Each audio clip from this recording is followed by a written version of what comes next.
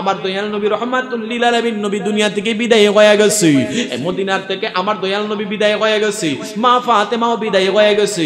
এখানে একটা কথা আছে, আমার দয়াল নবী রাহমাতুল লিল আলামিন নবীজি কেমন জানেওয়ালা। হঠাৎ করে জিবরাইলকে জানায়, জিবরাইল আমার এই ফাতেমা তো জুহরার সন্তান হযরত ইমাম হুসাইন কোন জায়গায় শহীদ হয়ে যাবে? বলতেছে কারবালার প্রান্তরে। ওইখানের মধ্যে হযরত জিবরাইল আলাইহিস সালাম এক মুষ্টি মাটি আইনা দিলেন। জোরে কোন সুবহানাল্লাহ। এক মুষ্টি মাটি যেই মাত্র আইনা দিলেন হযরত রাহমাতুল লিল আলামিন নবীজি, এই মাটিটা ডাক দিয়া বলে এখানের মধ্যে আমার হুসাইনের গন্ধ করে। জোরে কোন সুবহানাল্লাহ। ওই মাটির মধ্যে ইমামে হুসাইনের গন্ধ করতেছে। নবী ডাক দিয়া বলে, জিবরাইল এই মাটির মধ্যে ইমামে হুসাইনের গন্ধ করে রে। ডাক দিয়া বলে, পয়গম্বর ও নবী, এই মাটি যেদিন রক্তে লাল হয়ে যাবে ওই দিন কারবালার প্রান্তরে ইমাম হুসাইন শহীদ হয়ে যাবে। আমার নবী রাহমাতুল লিল আলামিন নবীজি কেমন জানেওয়ালা। ওই মাটি যেই মাত্র দেওয়া হইল, একটা শিশির ভিতরে মাটি ঢুকাইলেন। আমার নবী সবচেয়ে বয়স্ক মহিলা যিনি কারবালা পর্যন্ত বেঁচে থাকবেন। নবী ডাক দিয়া বলে, উম্মে সালমা,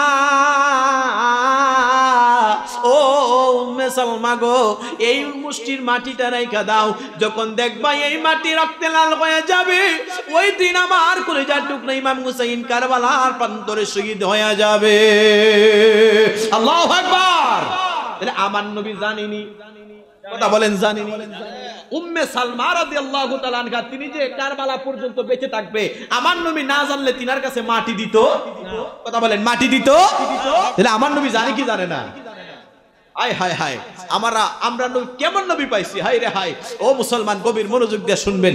আমার দয়াল নবী দুনিয়া থেকে বিদায় হয়ে গেছে, কারবালা ঢুকতেছি, কারণ আজকে যিনি প্রধান অতিথি তিনি অবশ্যই কারবালার আলোচনা করবেন। আমি একটু একটু করে যাইতেছি। আমার দয়াল নবী দুনিয়া থেকে বিদায় হয়ে গেছে, মা ফাতেমা বিদায় হয়ে গেছে, হযরত ইমাম হাসান দুনিয়া থেকে বিদায় হয়ে গেছে, ইমাম হুসাইন রাদিয়াল্লাহু তাআলা আনহু তিনি দুনিয়াতে আছেন, আর ইয়াজিদ ক্ষমতায়। জোরে বলেন কে ক্ষমতায়? জোরে বলেন কে ক্ষমতায়? ইয়াজিদ ক্ষমতায়। আরে আমাদের দেশে ইয়াজিদ রে রাদিয়াল্লাহু তাআলা আনহু বলতে চায়। জোরে কোন নাউজুবিল্লাহ বলে না? যে ইয়াজিদ যার ইশারায় ইঙ্গিতে যদি শহীদ না হইতো, ইঙ্গিতে যদি ইশারায় যদি যুদ্ধের খবর না পাইতো, তাহলে এত বড় যুদ্ধ হয়? কথা বলেন যুদ্ধ হয়? গভীর মনোযোগ।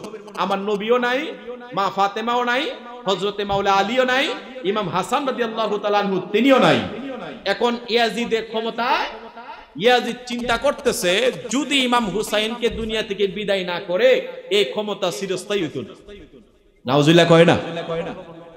কুফার গভর্নর, গভীর মনোযোগ দিয়ে শুনবেন বাজান, একের পরে এক চিঠি পাঠাইতেছে, চিঠি পাঠাইতেছে, চিঠি পাঠাইতেছে, কিতাব প্রমাণ করে একাধারে প্রায় 12,000 চিঠি পাঠাইছে। এই ইমামে হুসাইন আপনি আসেন, কুফা নগরীতে আসেন, আমরা ইয়াজিদের বায়াত গ্রহণ বাদ দিয়ে আপনার নামে বায়াত গ্রহণ করব। জোরে বলেন আল্লাহু আকবার। ইবনে বশীর মাশাআল্লাহ তখন আইলো না। হ্যাঁ পক্ষে ছিল। হ্যাঁ একটু গভীর মনোযোগ দিয়ে শুনবেন। এই 12,000 চিঠি ইমামে হুসাইন রাদিয়াল্লাহু তাআলা আনহুর কয়েকজন বৃদ্ধা সাহাবী বলতেছিলেন আপনি যায়েন না। তিনি বলতেছেন এই চিঠি নিয়ে যদি আমার নবীর দরবারে দাঁড়ায় আমি ইমামে হুসাইন কি জবাব দিব? জোরে বলেন আল্লাহু আকবার। এ নবীর প্রেমিকেরা, হযরত ইমাম হুসাইন রাদিয়াল্লাহু তাআলা আনহুর কাছে প্রায় 12,000 চিঠি পাঠানো হইল কুফা নগরী থেকে। আর ওই দিক দিয়ে ইমাম হুসাইন রাদিয়াল্লাহু তাআলা আনহু একটা বোর্ডের মধ্যে বসলেন। ওইখানের মধ্যে সিদ্ধান্ত হইল ইমাম হুসাইন রাদিয়াল্লাহু তাআলা আনহু তিনি কুফায় যাবেন। হঠাৎ করে হযরতে মুসলিম বিন আকিল ডাক দিয়া বলে, ভাই আমি আগে যাই কুফা নগরীর মধ্যে, যদি যাইয়া পরিবেশ ভালো দেখি গো তাইলে আপনারা জানাবো, নাইলে এরপরে আপনি যাবেন, না হলে আপনি যাবেন না। হযরতে মুসলিম বিন আকিল তিনি যেই মাত্র রওনা করবেন, তিনার দুইটা মাসুম বাচ্চা আছে, একজনের নাম কইল মুহাম্মদ, আরেকজনের নাম কইল ইব্রাহিম। দুইটা মাসুম বাচ্চা ডাক দিয়া বলে, বাবা আপনার সারা এই জমিনের মধ্যে আমাদের আর কেহ নাই, আমরাও আপনার সামনে আপনার সাথে কুফা নগরীর মধ্যে রওনা করব। হযরতে মুসলিম বিন আকিল তিনি রওনা করলেন। এই মদিনার তিনজন, দুইটা মাসুম বাচ্চা আর মুসলিম বিন আকিল রওনা করলো। বাজান যাইতে যাইতে যাইতে যাইতে কুফা নগরীর মধ্যে পৌঁছাইলো। যায়া দেখে রে কুফা নগরীর মানুষ এত আপ্যায়ন তিনারে করলো, এত সম্মান তিনারে করলো। কুফা নগরীতে পৌঁছার কারণে তাকায়া দেখা যায় একজন নয়, দুইজন নয়, কমপক্ষে 30,000 ইমাম হুসাইনের নামে মুসলিম বিন আকিলের কাছে বায়াত নিয়েছে। যেরকম সুবহানাল্লাহ। আয় হায়, আরে বাপ রে বাপ, এই একদিনে এত মানুষ যাইয়া তিনার কাছে বায়াত নিয়েছে। ডাক দিয়ে বলতেছে ইমাম হুসাইন রাদিয়াল্লাহু তাআলা আনহুর কাছে মুসলিম বিন আকিল একটা চিঠি লিখলেন, ভাই কুফার মানুষের মতে তো ভালো মানুষ জগতের মধ্যে নাই, আপনি তাড়াতাড়ি করে আসেন, তাদের অবস্থা বড় ভালো। দেখেন সকালে তারা ইমানদার, সন্ধ্যায় তারা বেঈমান হয়ে যায়। এবার কুফা নগরীর মধ্যে মানুষ এত ভালো গো, আপনি তাড়াতাড়ি করে আসেন, দেখেন তারা কত মায়া করে আমার কাছে, তারা কত ইজ্জত করেছে। ইমাম হুসাইন রাদিয়াল্লাহু তাআলা আনহুর কাছে চিঠি তো প্রেরণ হয়ে গেছে। ও বাজান, চিঠি যে মাত্র প্রেরণ হয়ে গেছে, হযরত ইমাম হুসাইন রাদিয়াল্লাহু তাআলা আনহুর কাছে চিঠি পাঠানো হইল। আর মুসলিম বিন আকিল তিনি তাকায়া দেখলেন তিনার দুইটা মাসুম বাচ্চারে তারা কত আদর করে, কত যত্ন করে। আপনাদের এলাকার মধ্যে যদি আমার রেজবি হুজুরের কোনো মুরিদ আসে, অথবা আপনাদের ফরাজি কান্দির কোনো পীর সাহেবের মুরিদানের যদি উনাদের সন্তানেরা আসে, পীর মুর্শিদের আলী আওলাদ আসলে আপনারা মায়া করেন না? কথা বলেন, করেন না? এই ইয়াজিদের এই কুফা নগরীর মধ্যে মুসলিম বিন আকিলের দুইটা মাসুম বাচ্চারে তারা কত মায়া করে, মহব্বত করে, তারাও খুশি। আর ওই ইয়াজিদ চিন্তা করলো রে, যেহেতু আয়েশা পড়ছে, সিটিও পৌঁছায় গেছে, আর বাসায় রাখা যাবে না। হঠাৎ করিয়া খবর লাগায় দিছে রে, যেমনি ভাবে ওই হযরতে মুসলিম বিন আকিলকে দুনিয়া থেকে বিদায় করে দিতে হবে। কতক্ষণ পরে সন্ধ্যার মধ্যে তাকায়া দেখা যায় মুসলিম বিন আকিলকে তারা ঘেরাও করে ফেলেছে। হাজার হাজার মানুষ, একজনকে মারার জন্য হাজার হাজার লাগে না, দেখা যায় একটা জঙ্গলার ভিতরে বাঘ একজন যথেষ্ট। জোরে কোন ঠিক কিনা? হাজার হাজার মানুষ জড়ো হয়ে গেছে, একজনকে মারতো। ইমাম মুসলিম বিন আকিল দেখতেন কি অবস্থা রে, সকালবেলা 30,000 মানুষ বায়াত নিয়েছে, সন্ধ্যাবেলা তারা বেঈমান, তাদেরকে ভয় ভীতি দেখানো হয়েছে। তাড়াতাড়ি করিয়া তোমরা মুসলিম বিন আকিলের বায়াত ছাড়ো, ইমাম হুসাইনের নামে বায়াত ছাড়ো।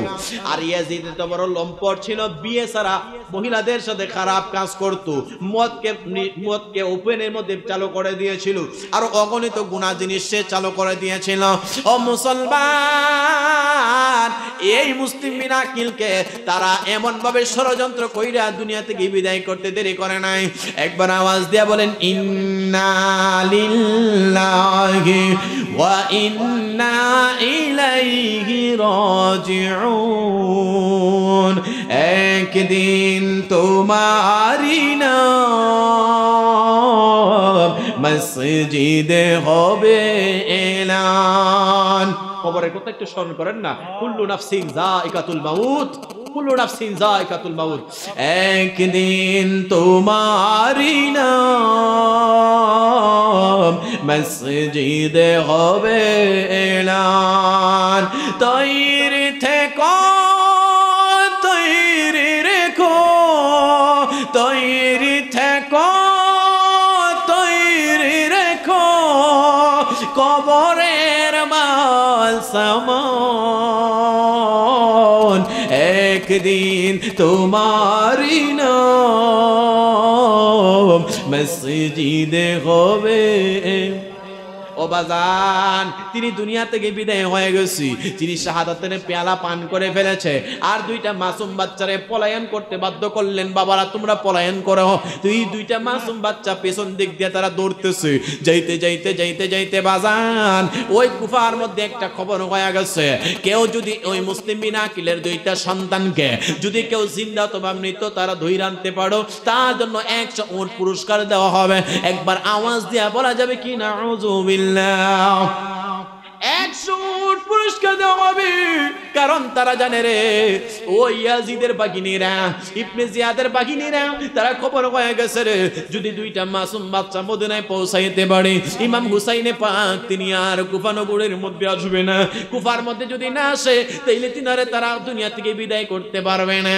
এই কি বলে ইবনে জিয়াদ সহ আরো যতগুলা মানুষ ছিল গভর্নর সহকারে ওই ইয়াজিদের বাহিনী 100 উটের ঘোষণা দিয়ে দিয়েছে, দুইটা মাসুম বাচ্চারে দুই নেই না দিতে পারলে সব মানুষ তলোয়ার লইয়া জায়গায় জায়গায় ঘুরতেছে 100 উটের পুরস্কারের কথা শুনি না বাজান। আজকে 2025 সালের বাজারে একটা উটের দাম দেখলাম ঢাকা গাবতলী, ওইখানের মধ্যে দেখলাম প্রায় 30 লক্ষ টাকা। কত টাকা? একটা উটের দাম 30 লক্ষ টাকা। তাহলে আজকে থেকে প্রায় 1450 বছর আগে, 1400 বছর আগে 100 উটের দাম কম না বেশি? ইমাম হুসাইন রাদিয়াল্লাহু তাআলা আনহুর জামানায় 100 উটের দাম অনেক বেশি। কথা কন। এখন এই উটের ঘোষণা যখন হয়ে গেছে, যারা বেঈমান তারা তলোয়ার লয়া পাগলের মতো ছুটছে, দুইটা মাসুম বাচ্চারে আইনা দিতে পারল। জোরে কোন না নাউজুবিল্লাহ। এ মুসলমান, ইবনে জিয়াদ গভর্নরের মধ্যে যেই মাত্র খবর পৌঁছায় গেছে কেউ যদি আইনা দিতে পারো 100 উট পুরস্কার দেওয়া হবে।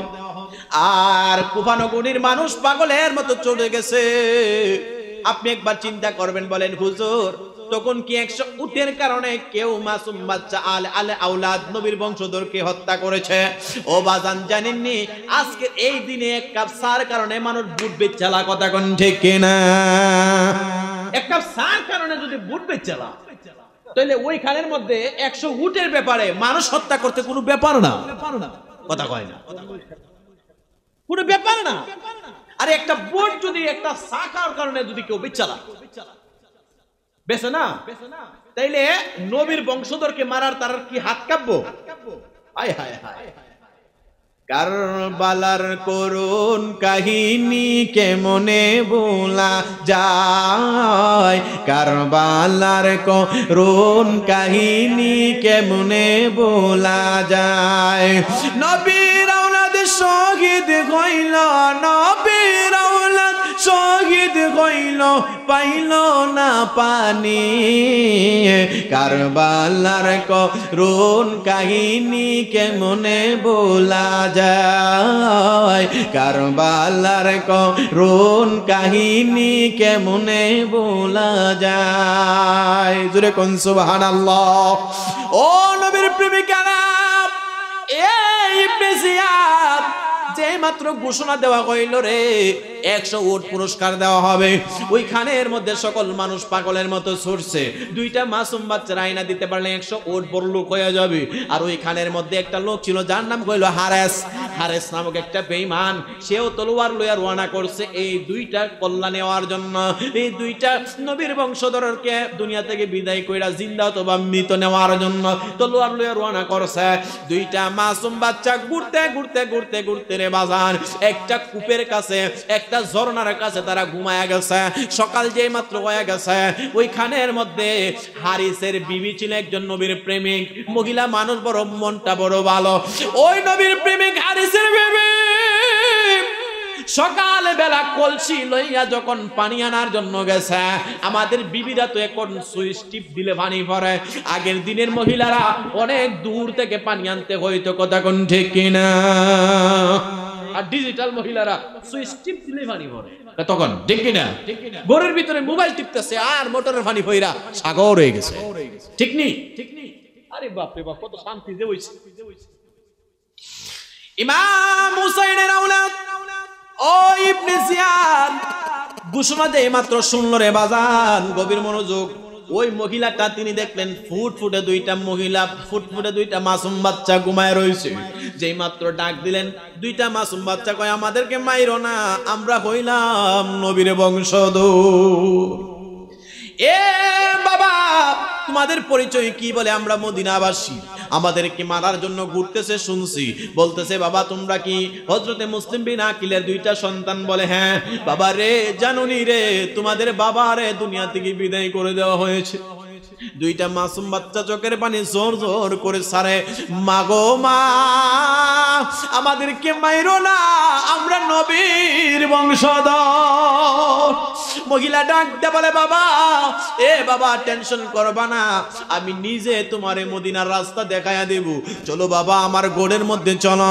ওই দুইটা মাসুম বাচ্চারে এমন ভাবে দইরিয়া এই হারেসের বিবি ঘরের মধ্যে যেই মাত্র নিয়ে গেল, বাজান ঘরের মধ্যে নেওয়ার পরে ওই দুইটা মাসুম বাচ্চারে আদর যত্ন কইরা সুন্দর করে খাওয়াইয়া ঘরের একটা বাংলা ঘরে আলাদা একটা ঘরের মধ্যে থাকার জন্য দিল। আর এ কি বলে হারেস সারাদিন টই টই কইরা ঘুরলো, তলোয়ার লইয়া ঘুরলো, কোনোভাবেই পাইল না। আর সন্ধ্যা যখন হয়ে গেছে, এই হারেসের বিবি স্বামী আসার সাথে সাথে শরীরের জামাটা খুললো, তলোয়ার হাতের মধ্যে নিল, গরম পানি দিয়ে গোসল টোসল করাইয়া খাবার খাওয়াইয়া বড় আদর যত্ন করিয়া মাথার মধ্যে সুন্দর করে তেল মালিশ দিয়া স্বামীরে ঘুম পাতাইতেছে। স্বামী ডাক দিয়া বলে, কোনোদিনে তো আদর করো নাই, আজকে আমারে বড় মায়া করো, কারণটা জানতে চাই। না গো, আপনি সারাটা দিন বড় কষ্ট করলেন। এই স্বামী বুঝতে পারলো রে, অবশ্যই আমার বিবির কোনো মতলব আছে, নাইলে কোনদিন এত আদর যত্ন আমারে করে নাই। আয় হায় বাজার, যেই মাত্র এই হারিস তলোয়ার মাথার কাছে লইয়া ঘুমাইছে, আদর যত্ন কইরা সারাদিন ঘুরছে বড় হয়রান। আর যেই মাত্র কেমন ভাবে স্বামী স্ত্রী বড় মায়া কইরা ঘুমায় গেছে, যেই মাত্র ঘুমাইলো দুইটা মাসুম বাচ্চা মাঝরাতে কান্না কইরা উঠছে। এ বাজার, দুইটা মাসুম বাচ্চা স্বপ্ন জানেন কি দেখছে রে, চিৎকার দিয়ে উঠলো, বাবা বাবা কইলা চিৎকার দিয়ে উঠছে।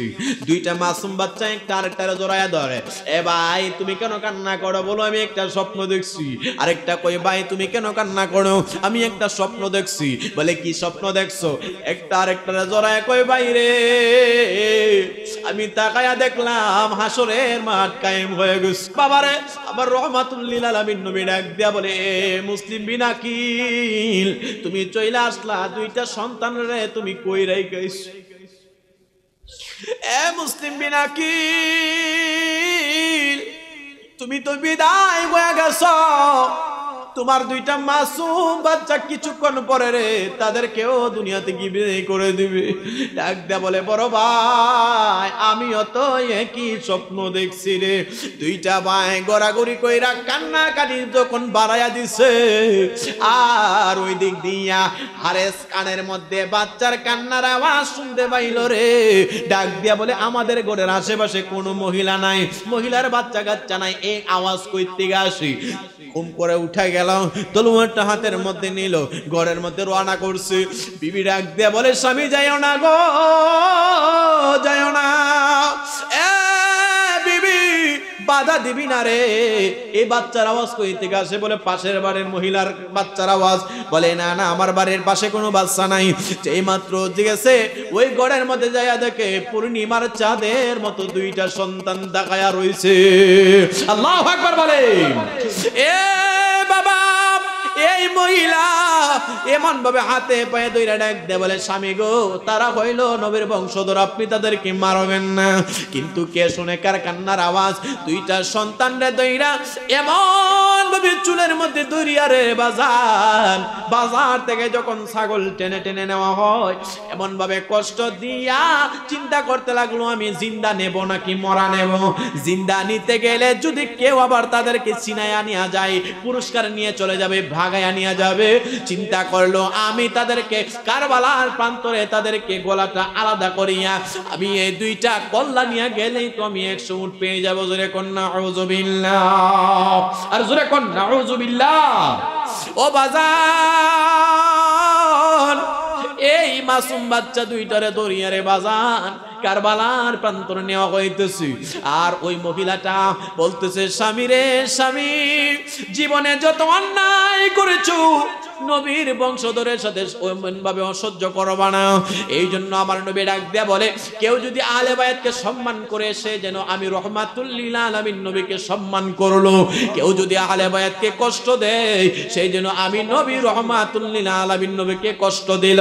এই জন্য ডাক দেয়া বলে, কেউ যদি ওদের কষ্ট দেয়, কষ্ট দেয় আমায়, কষ্ট দিল মা ফাতেমার, হায় হায় কষ্ট দিল মা ফাতে জোরে, কেউ যদি ওদের দুঃখ দেয়, হায় হায় দুঃখ দে আমায়, দুঃখ দিল মা ফাতেমার, হায় হায় কষ্ট দিল মা ফাতেমার।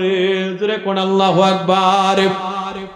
এই হারেস বাজান দুইটা সন্তান লইয়া কারবালার প্রান্তরে গেছে, গোপনে গোপনে গেছে।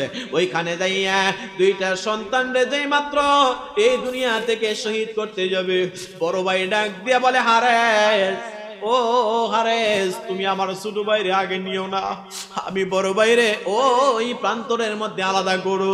ছোটটা ডাক দিয়া বলে, ভাই তুমি আগে যাইও না রে, আমি তাকায়া দেখতেছি আমার নানা ভাই হাউজে কাউসারের পানি লইয়া দাঁড়াইয়া রয়েছে।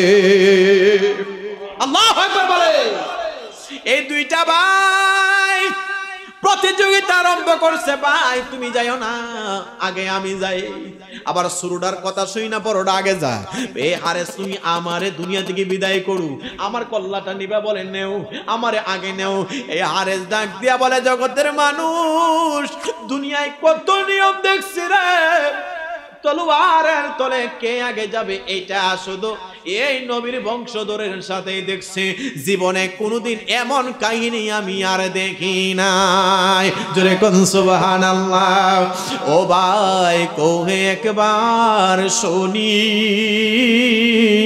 কে তোমারে খাওয়াইলো জহর, রাসূলের পরানি রে, বাইরে আমার সোনার চন্দ্রমণি, বাইরে আমার সোনার চন্দ্রমণি। আকাশ কান্দে বাতাস কান্দে, কান্দে রে দরিয়ার পানি, দুই পুত্র হারাইয়ার কান্দে, কান্দে মা জননী, বাইরে আমার সোনার চন্দ্রমণি। আল্লাহ বলেন, ও জিবরাইল যাও না রে চলিয়া, ৭০,০০০ ফেরেশতা নাও রে জানাজার লাগিয়া, বাইরে আমার সোনার চন্দ্রমণি। দুইটা মাসুম বাচ্চা কয়, এ হারেস আমাদের প্রতিযোগী দরকার নাই, দুইটা বাইরে একই সাথে দুনিয়া থেকে বিদায় করো রে। হাই রে হাই, কেমন কারবালার মাঠ, কেমন কারবালা। আল্লাহর আকাশ কান্দে, বাতাস কান্দে। আমি কিতাবে দেখলাম বাজার, যেদিন ইমাম হুসাইন রাদিয়াল্লাহু তাআলা আনহুকে দুনিয়া থেকে বিদায় করেছিল, ওই দিন সূর্যটা পশ্চিম দিকে অস্তমিত হয়, আমরা দেখি একটু হলুদ বর্ণের হয়। যেদিন ইমাম হুসাইনকে দুনিয়া থেকে শাহাদাত বরণ করা হয়েছিল, ওই দিন সূর্যটা লালে লাল হয়ে গিয়েছিল। জোরে কোন সুবহানাল্লাহ। লালে লাল হয়ে গিয়েছিল। ইমাম হুসাইন রাদিয়াল্লাহু তাআলা আনহু যেদিন শাহাদাত বরণ হয়েছিল কারবালার মুহররমের 10 তারিখ, ওই দিন মুহররমের 10 তারিখে ওই সূর্যটা যেটা অস্তমিত হয়ে এটা লালে লাল হয়ে গিয়েছিল, কারবালার প্রান্তরে রক্ত বৃষ্টি হয়েছিল। জোরে বলেন আল্লাহু আকবার। ইমাম হুসাইন রাদিয়াল্লাহু তাআলা আনহুকে আল্লাহর আকাশ বাতাস সবার জন্য পাগল। আল হাসানু ওয়াল হুসাইনু সাইয়্যিদা শাবাবি আহলিল জান্নাহ, জান্নাতের যুবকদের সরদার হচ্ছে ইমামে হুসাইন, ইমামে হাসান। জোরে কোন সুবহানাল্লাহ। হায় হায় হায় হায়। এই দুইটা মাসুম বাচ্চারে বাজান দুনিয়া থেকে বিদায় করে দেওয়া হইল। দুনিয়া থেকে বিদায় করে দেওয়ার পরে এই দুইটা মাসুম বাচ্চার চুলের মধ্যে দইরা দইরা নিয়ে রওনা করছি। এই হারেস তলোয়ার লইয়া দুইটা মাসুম বাচ্চার চুল দইরা দইরা এই কল্লা লইয়া রওনা করছে ইবনে জিয়াদের দরবারে। এই ইবনে জিয়াদ তাকায়া দেখো রে, দুইটা মাসুম বাচ্চারে আনছি, আমার পুরস্কার দাও। ইবনে জিয়াদ ডাক দিয়া বলে, পাগলা রে, ও পাগলা, এই হারিস তো বড় ডেঞ্জারাস। আমি বলছিলাম জিন্দানার জন্য আনছো মরা। যদি এই ব্যক্তি আরো পুরস্কার বেশি পায় আমি ইবনে জিয়াদরেও ছাড়বে না। এ জল্লাদ তাড়াতাড়ি করে আয় আয় আয়। এই ইবনে জিয়াদ ডাক দিয়া বলে, এ হারিস রে তাড়াতাড়ি কইরা। জল্লাদ ডাক দিয়া বলে, তারে ফাঁসি দাও, কারণ এই ব্যক্তি আরো বেশি পুরস্কার পাইলে আমি কুফার গভর্নরেও ছাড়বে না। কথা কন না? এই ব্যক্তি যদি আরো পুরস্কার পায় তাহলে আমারও তো ছাড়তো না। কথা কয় না? ডুবে পাপ, পাপে মৃত্যু। জিন্দা নেওয়ার জন্য ডাক দিয়ে বলতেছে, আমি এখন ইয়াজিদের কাছে কি জবাব দিব? নবীর বংশধরের শহীদ করেছে। আল্লাহু আকবার কয় না? এই ইবনে জিয়াদ, আমি তো চিন্তা করেছি যদি আবার কেউ নিয়ে যায়। বলতেছে, না না, তুমি নবী মানুষ চাইছিলাম জিন্দা, তুমি আনছো তাদেরকে শহীদরত অবস্থা। মুসলমান বাবা মায়েরা, আর ইবনে জিয়াদ যে মাত্র এই হারিসকে মৃত্যুদণ্ড দিয়েছে, জিনাকে দিয়েছিল জেলে। তিনি কি বলে জল্লাদ ছিল, তিনি ছিল নবীর একটা বংশ, নবীর একজন প্রেমিক। এই আহলে বায়াতের প্রেমিক কয়, জীবনে যা পাই আর না পাই, আমি এই হারেসকে বড় কষ্ট দিয়া মারাবো। যেই মাত্র এই প্রান্তরে গেছে, ডাক দিয়া বলে, এ জল্লাদ, আমি দুইটা এই কল্লা নিয়ে যাইতে পারবো না ইয়াজিদের কাছে, তাইলে আমারও আরো শাস্তি দেওয়া হবে, তুমি যা পারো তা করো। এই দুইটা কল্লা নিয়ে ইমাম হুসাইন রাদিয়াল্লাহু তাআলা আনহুর যে দুইটা মাসুম বাচ্চা ছিল, কি বলে মুসলিম বিন আকিলের সন্তান ইব্রাহিম এবং মুহাম্মদ, এই জল্লাদ দুইটা কল্লা নিয়ে রে বাজান, আর এই হারেসকে হাতে পায়ে বাঁধা ওই কারবালার প্রান্তর নিয়ে গেছে। যায়া দেখে রে, দুইটা দেহটা ওইখানের মধ্যে পড়ে আছে, একটা আরেকটারে জোড়াইয়া ধইরা রাখছে। মাথা ছাড়া কল্লা ছাড়া দেহ দুইটা জোড়াইয়া ধইরা রাখছে রে বাজান। দুইটা কল্লারে বড় মায়া কইরা আদর কইরা রাখছে, ইজ্জত কইরা রাখছে। আর জল্লাদ তিনি কি করলেন, এই হারিসকে হাতে পায়ে বাইন্দা ওইখানের মধ্যে তিনি ফাঁসি দিয়ে দিলেন। আর তিনি দুইটা কল্লারে যেই মাত্র ওই দেহের কাছে রাখছে, আল্লাহর কুদরতে এই দুইটা দেহের সাথে দুইটা কল্লা লাগতে দেরি করে না। আল্লাহু আকবার বলে। এই দুইটা কল্লা আমি কিতাবে দেখেছি, এই দুইটা কল্লা নিয়ে রাখতে দেরি হয়েছে। রাখতে দেরি হওয়ার সাথে সাথে তারা লাইগা গেছে, তারা ফুরাত নদীর মধ্যে ডুবে গেছে। জোরে কোন সুবহানাল্লাহ। ও বাজান, আর ওই দিক দিয়া এই ব্যক্তি যেই মাত্র এই ব্যক্তির মানে কি বলে হারেসকে হত্যা করলেন, জাহান্নামের মধ্যে পাঠিয়ে দিলেন। আর ওই দিক দিয়া মুহররমের 10 তারিখ হইল ইমাম হুসাইনের শহীদাতের কারবালার ঘটনা। আর তিনি কি করলেন, চিঠি পায়া বললেন, ঠিক আছে আমার ভাই যেহেতু পাঠাইছে আর দেরি করা যাবে না। তিনি ওইখান থেকে রওনা করলেন। মুহররমের 1 তারিখে তিনি যেই মাত্র, অনেক লম্বা ঘটনা, সেদিকে যাব না। তিনি রওনা করিয়া ও বাজান আস্তে আস্তে আসার সময় আমার নবীজির দরবারে যাইয়া দোয়া নিতে লাগলেন। আখিরি সালাম ওকে না জান, তোমারি হুসাইন যায় কারবালার ময়দান, তোমারি হুসাইন যায় কারবালার ময়দান। আখিরি সালাম ওকে না জান, তোমারি হুসাইন যায় কারবালার ময়দান, তোমারি হুসাইন যায় কারবালার ময়দান। ইমামে হুসাইনে পাক তিনি এশার নামাজ পড়লেন, কইরা নবীজির রওজা মুবারকে তিনি ঘুমায়া গেলেন। কান্না করতে করতে ঘুমায়া গেছে। আর নবীর স্বপ্নে ডাক দিয়া বলে, হুসাইন, ও হুসাইন, আমি নবী রহমাতুল লিল আলামিন, নবী তোমারে বিদায় দিয়া দিলাম। হুসাইন, তুমি দুনিয়া থেকে বিদায় হতে দেরি হবে গো। আমি নবী তোমার জন্য হাউজে কাউসারের পানি লইয়া দাঁড়াতে দেরি করব না। কয় না সুবহানাল্লাহ। 50 আলফ সানাহ মিম্মা তাউদ্দুন। একবার আওয়াজ দিয়ে বলেন আল্লাহু আকবার। আর জোরে বলেন আল্লাহু আকবার।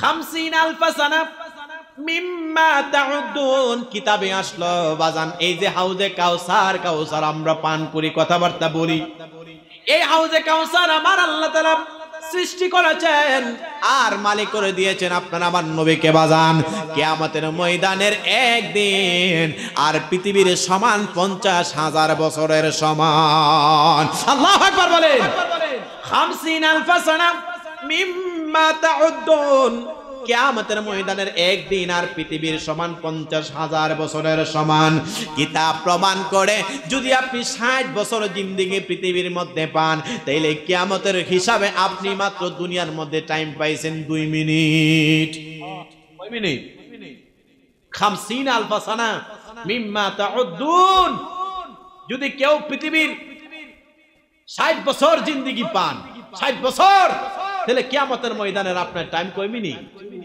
জোরে বলেন কয় মিনিট আরে 2 মিনিটের বেড়াগিরির লাগে কেউ কেউ রে মাইরা লায় কারক সম্পত্তি কেউ মারে বাবার সম্পত্তি ছেলে মারে ছেলের সম্পত্তি চাচাই মারে চাচার সম্পত্তি ভাই মারে আরে বোনের সম্পত্তি মা মারে আছে না এরকম আরে কত মারামারি রে একই দিন মনে তো নাই তাইলে 50,000 সানা মিম্মা তাউদ্দুন কিয়ামতের ময়দানের একদিন পৃথিবীর সমান কত বছর 50,000 বছর ভাবতে পারেন বাদান গভীর মনোযোগ দিয়ে শুনেন ইমাম হুসাইন রাদিয়াল্লাহু তাআলা আনহু ওই যে আল্লাহ হাউজে কাউসারের পানি লয়ে আমার নবী দাঁড়ায় থাকবে যেদিন আধা সূর্য উঠে যাবে কিয়ামতের ময়দানে ওই দিন আমার নবী গুনাহগার উম্মত আশিক উম্মত দুরূদ পড়া উম্মতকে আমার নবী হাউজে কাউসারের পানি পান করানোর জন্য দাঁড়ায় যাবে কিতাব প্রমাণ করে কেউ যদি হাউজে কাউসারের এক পেয়ালা পানি পান করতে পারবে আমার আল্লাহ 50,000 বছর পানির পিপাসা তার লাগবে না যেরকম সুবহানাল্লাহ আপনি নবী নবী ওলাম্বিয়া আপনি নবী সাইয়্যিদুল আপনার জন্য বানাই আছে গো আল্লাহ সারাটি দুনিয়া গো নবীজি আপনি নবী নবী ওলাম্বিয়া ফুলসেরাতের গেটে গো নবী থাকিবেন দাঁড়ায়া ফুলসেরাতের গেটে গো নবী থাকিবেন দাঁড়ায়া দুরূদ পড়াই উম্মতদেরকে গো নবী তরাইবার লাগিয়া গো নবীজি আপনি নবী নবী ওলাম্বিয়া আপনি নবী সাইয়্যিদুল আম্বিয়া মিজানের গেটে গো নবী থাকিবেন দাঁড়ায়া মিলাদ পড়া উম্মতদেরকে গো নবী তরাইবার লাগিয়া গো নবীজি আপনি নবী নবী ওলাম্বিয়া ও বাজান আবার নবীজির আওলাদ ইমাম হুসাইন ঘুমায়া গেছে নবীজির রোজা মুবারকে আমার নবী ডাক দিয়া বলে হুসাইন ও হুসাইন কারবালার প্রান্তরে শহীদ হয়ে বাগো আমি নবী তোমার জন্য হাউজে কাউসারের পানি লইয়া দাঁড়াইয়া থাকব ইমাম হুসাইন ওই স্বপ্ন দেখিয়া তিনি স্বপ্ন ভেঙে গেলেন এরপরে বাজান তিনি সুন্দর করে রওনা করলেন তিনার সাথে ছিল মতান্তরে 72 মতান্তরে 82 জন আহলে বায়াত 70 72 মতান্তরে 82 জন আহলে বায়াত লইয়া তিনি রওনা করলেন কারবালার প্রান্তরে আর চিঠি পাইছিল তিনার ভাইয়ের কথা মনে আসেনি কথা কোন মনে নাই এই কুবানগরীর চিঠি পাইলেন ওই চিঠি পাইয়া তিনি রওনা করলেন যাইতে যাইতে যাইতে যাইতে বাজান মুহররমের অনেক ঘটনা আমি সেদিকে যাব না মূল কথা বলে শেষ করব যেই মাত্র ইমাম হুসাইন রাদিয়াল্লাহু তাআলা আনহু মুহররমের কি বলে 1 অথবা 2 তারিখ হবে 2 তারিখ কারবালার প্রান্তরে তিনি পৌঁছাইলেন ওই কারবালার প্রান্তরে পৌঁছাইয়া ইমাম হুসাইন রাদিয়াল্লাহু তাআলা আনহু ওইখানের মধ্যে একটা তাবু টাঙানোর জন্য বললেন তিনার সাথে যারা ছিল কেউ যদি যুদ্ধ করতে যায় কোনোদিন ফুরাত নদী থেকে তোমরা চলে যেতে পারো, কারণ তোমাদের সাথে কোনো দ্বন্দ্ব নাই, দ্বন্দ্ব থাকলে আমার সাথে আছে। তারা ডাক দিয়ে বলে জীবন চলে যাবে, এরপর আপনার কদম থেকে লড়ব না, কারণ আমরা চাই না কোনোদিন ইমাম হুসাইনের জন্য আমরা তিনার কাছ থেকে ব্যতিক্রম হতে পারি না, আমরা নবীর দল। সুবহানাল্লাহ কয় না? ও মুসলমান, আপনি দেখবেন আমাদের দেশে অনেক জায়গায় আছে নবী চিনে না, কিন্তু নামাজের জন্য পাগল, রোজার জন্য পাগল, হজের জন্য পাগল, সব কিছু বাদ আমার নবী যদি চলে যায়। কথা কোন ঠিক কি না? আরে বাপ রে বাপ, আমাদের দেশে এক ধরনের হাজী সাহেব আছে, ডাক দিয়ে বলে গেছি হজ করতাম। এক ধরনের মুআল্লিম আছে, গেছি হজ করতাম, মদিনায় যাওয়া দরকার। কথা বলেনি? কথা বলেনি?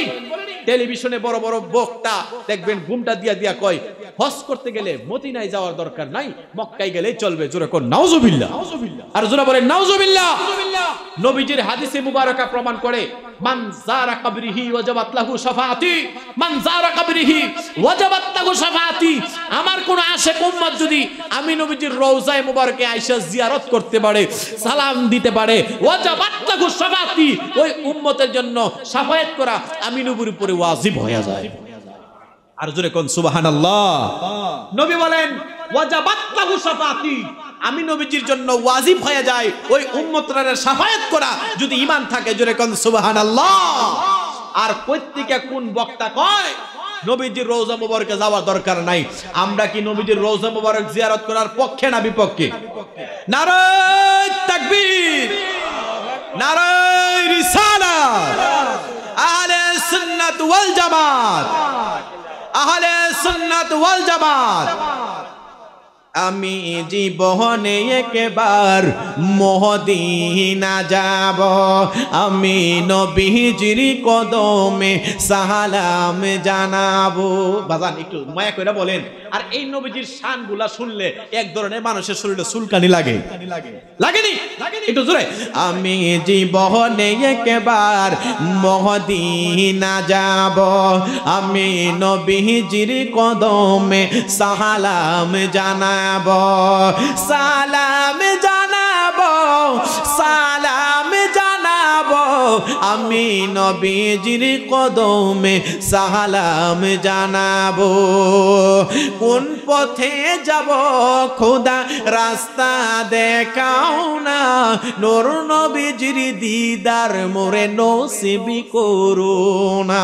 আল্লাহু আকবার।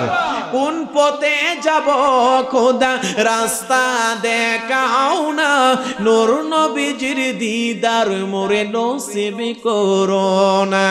ওই নবীজির পাগল আমি মদিনা ছুটে যাব, নূর নবীজির পাগল আমি মদিনা ছুটে যাব, আমি জীবনে একবার মদিনা যাব, আমি নবীজির কদমে সালাম জানাবো। জোরে কোন সুবহানাল্লাহ। সবুজ গম্বুজের নিচে আছেন নবীজি, আরো আছেন সেটাই আবু বকর সিদ্দিকী। সুবহানাল্লাহ। সবুজ গম্বুজের নিচে আছেন নবীজি, আরো আছেন সেটাই আবু বকর সিদ্দিকী। ওই নবীজির পাগল আমি, নূর নবীজির আশিক আমি, মদিনা ছুটে যাব, আমি জীবনে একবার, জোরে, আমি জীবনে একবার আমি নবীজির কদমে সালাম জানাবো। ও বাজান, ইমাম হুসাইন রাদিয়াল্লাহু তাআলা আনহু 9 মুহররম রাত্রে বেলা সকলকে ডাক দিয়া বলে তাবর মধ্যে যারা আছো তোমরা চলে যেতে পারো, তোমাদের সাথে কোনো ঝগড়া বিবাদ নাই, আমার সাথে সকল কিছু সমস্যা, তোমরা চলে যেতে পারো। ওই খানের মধ্যে সকলে ডাক দিয়া বলে ও ইমামে পাক, আপনারা ছাইরা আমরা যেতে পারি না, কারণ আমরা কইলাম হুসাইনি দল, আমরা কইলাম নবী দল। জোরে কোন সুবহানাল্লাহ। আর 22,000 পর ইয়াজিদি বাহিনী রে বাজান ওই ফুরাত নদীটা ঘেরাও কইরা রাখছে। কোন মানুষের শরীরে পানি যদি বন্ধ হয়ে যায় তাহলে শরীরটা দুর্বল হয়ে যায়। পানির অপর নাম হইল জীবন। ও বাজান পানি যদি না পাওয়া যায় তাইলে মানুষ আর চলতে পারে না। 9 তারিখ দিবাগত রাত্রে বেলা কোনোভাবে অনেক সাহাবায়ে কেরাম যারা ছিল ওইখানের মধ্যে হযরতে আলী আকবর রাদিয়াল্লাহু তাআলা আনহু ছিল, ইমাম হুসাইন রাদিয়াল্লাহু তাআলা আনহুর সন্তান 3 জন ছিল বাজান। একজন হইল জয়নুল আবিদিন, আরেকজন হইল হযরতে আলী আকবর যার বয়স ছিল বাজান 18 বছর, আরেকজন হইল ইমাম আসগর আলী আসগর রাদিয়াল্লাহু তাআলা আনহু 6 মাসের শিশুর বাজান। এই 3টা সন্তান ছিল ইমাম হুসাইন রাদিয়াল্লাহু তাআলা আনহুর। ওইখানের মধ্যে ছিল হযরতে ইমাম হাসান রাদিয়াল্লাহু তাআলা আনহুর সন্তান হযরতে কাসেম রাদিয়াল্লাহু তাআলা আনহু। ও বাজান ওইখানের মধ্যে আরো কয়েকজন সাহাবায়ে কেরাম ছিল সম্ভবত। ওইখানের মধ্যে হযরতে আরো বিশিষ্ট সাহাবায়ে কেরাম থাকতে পারে, আরো কয়েকজন ছিল। ও বাজান গভীর মনোযোগ দিয়ে শুনবেন, নবীর আহলে বায়াত আরো কয়েকজন পুরুষ ছিল ওইখানের মধ্যে রে বাজান। এই মুহররমের 9 তারিখ দিবাগত রাত্রে বেলা হযরতে সাহাবা কি বলে হযরতে ইমাম হুসাইন রাদিয়াল্লাহু তাআলা আনহু ওই দিন রাত্রে ঘুমায় নাই। শুধু চোখের মধ্যে তাকায়া আমার নবী রাহমাতুল লিল আলামিন নবীজির দুরুদের মালা পড়ে। জোরে কোন সুবহানাল্লাহ। নবীজির নাতি ইমাম হুসাইন রাদিয়াল্লাহু তাআলা আনহু যখন তিনি কষ্ট পাইতেন, কোন কারণে যদি তৃষ্ণার্ত থাকতেন, শুধু ইয়া রাসূলুল্লাহ বলে চিৎকার করতেন, তিনার তৃষ্ণা নিবারণ হয়ে যেত। জোরে কন্না সুবহানাল্লাহ। ও বাজান কিতাব প্রমাণ করে গো ইমাম হুসাইন রাদিয়াল্লাহু তাআলা আনহুর চেহারাটা আমার নবীর চেহারার মুবারকের মতো ছিল। আল্লাহু আকবার। ইমাম হুসাইনের চেহারা মুবারক আমার নবীর চেহারা মুবারকের মতো ছিল।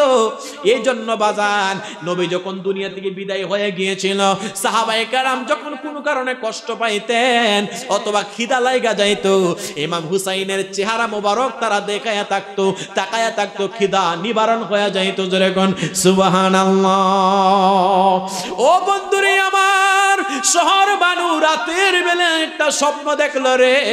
ওই কারবালার প্রান্তরে কি এক মহিলা ঈশা কারবালার প্রান্তরটা ঝাড়ু দিতেছে। রাতের বেলা শহর বানু স্বপ্ন দেখলেন কে জানো রে কারবালার প্রান্তরটা চুল দিয়া ঝাড়ু দিতেছি। ডাক দিয়ে বলে কে গো আপনি কে? বলে মা মানে চিল্লা না, আমার জাদুমণি মুহররমের 10 তারিখে এই জায়গার মধ্যে ইয়াজিদের বাহিনীরা দুনিয়া থেকে বিদায় করে দেবে, শরীরটা আলাদা করে দেবে, শাহাদাত বরণ করে ফেলবে। এই জন্য আমি কারবালার প্রান্তরটা ঝাড়ু দিতেছি যেন আমার জাদুমণির শরীরের মধ্যে আসর না লাগে। কারণ আমার জাদুমণির শরীরে আমার রাহমাতুল লিল আলামিন নবীজির হাত মুবারক লাগছে রে বাজান। কিতাব প্রমাণ করে রাহমাতুল লিল আলামিন নবীজি হযরত ইমাম হুসাইন রাদিয়াল্লাহু তাআলা আনহুর এই গলা মুবারকে রাহমাতুল লিল আলামিন 137 বার চুম্বন দিয়েছেন। জোরে কন্না সুবহানাল্লাহ। 137 বারের বেশি আমার নবী এই ঠোঁট মুবারকে চুম্বন দিয়েছেন। এই ঠোঁট মুবারক কি কাটবে? কথা বলেন, এই গলা কি কাটবে? না না না, এই হলকটা কাটবে না। কারণ আমার নবীজির ঠোঁট যেখানে লাগে, আরে আমার নবীজির ঠোঁট মোবারক লাগাইছিল হাজার আসওয়াতে। কালো পাথরের দাম, কালো পাথরকে যদি জানাই, ও ভাই কাবা শরীফের পাশে একটা পাথর আছে, ওই পাথরকে যদি জিগাই ওই কালো পাথর হাজার আসওয়াদ, তোমার এত দাম কেন? কালো পাথর ডাক দেয়া বলবে আমার দাম এমনিতেই হয় নাই, আমি এই পাথরের মধ্যে রাহমাতুল লিল আলামিন নবীজির চুম্বন লেগেছে, নবীজির চুম্বন লাগার কারণে আমি হাজার আসওয়াদের পাথরের দাম হয়ে গেছে। আমরা যদি মক্কারে জিগাই হে মক্কা তোমার দাম এত বেশি কেন? ডাক দেয়া বলবে কাবা শরীফের জন্য দাম না, রাহমাতুল লিল আলামিন নবীজির জন্মগ্রহণ, নবীজির শুভ আগমনের কারণে এই কাবা শরীফের এরিয়াটার দাম হয়ে গেছে।